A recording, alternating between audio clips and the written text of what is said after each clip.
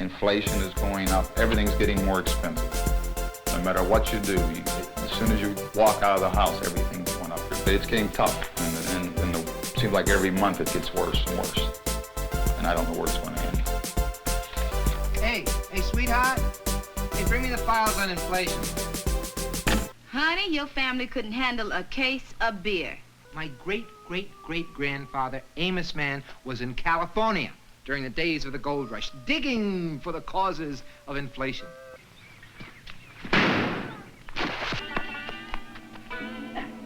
Are you all right, sir? Yeah, I think I'll be all right. Ah, Wong Laundry. Boy, your clothes are really dirty. I could have them cleaned for $129. $129? You're not kidding. You are the Wong Laundry. Everybody here has lots of money, lots of gold. Lots of new people finding lots more gold, so prices keep rising. We call this inflation. Gold built these cities. And when the gold was exhausted, the cities collapsed and became ghost towns. Many of the people who came here ended up the way they began, broke and unhappy. But a few struck it rich. For them, gold was real wealth. But was it for the world as a whole? Because there was more gold, they had to pay a little more gold to buy goods and services. The prices of things in terms of gold went up. Too many nuggets chasing after too little whiskey. Too many nuggets, eh? But the inflation that took place in Germany between World War I and World War II made all the others look like kid stuff. Fraulein! We got inflation! This much should buy one loaf of bread. Oh, my. All I can say is if it takes this much to buy one loaf of bread, it's a good thing you've got a lot of money around. I think you got it backwards. Backwards?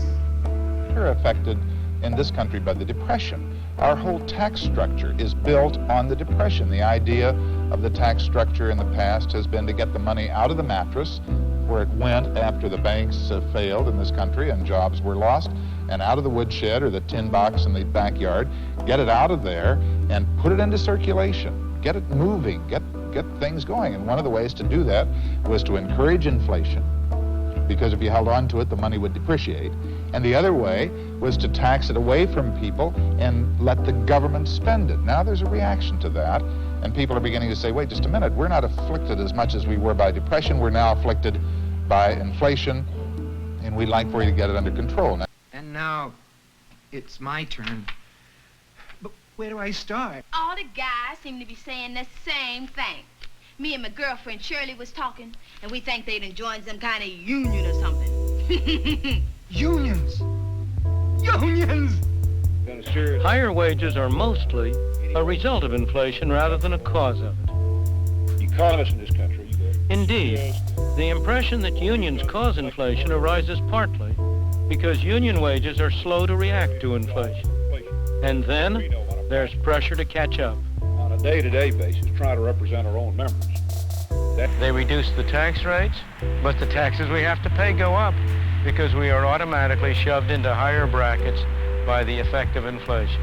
A neat trick. Taxation without representation. These guys are just pawns in a bigger game. I mean, if you don't produce more, but your boss can afford to pay you more, where does the money come from?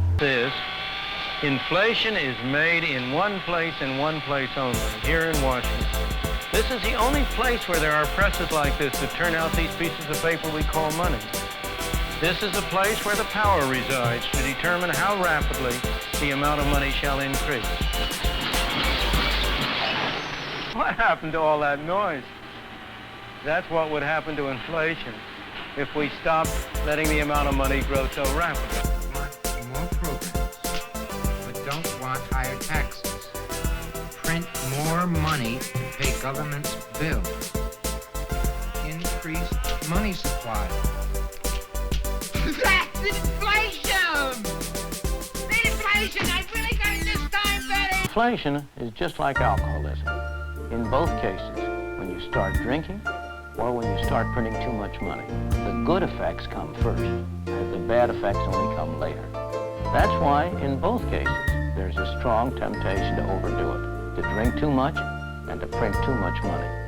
When it comes to the cure, it's the other way around.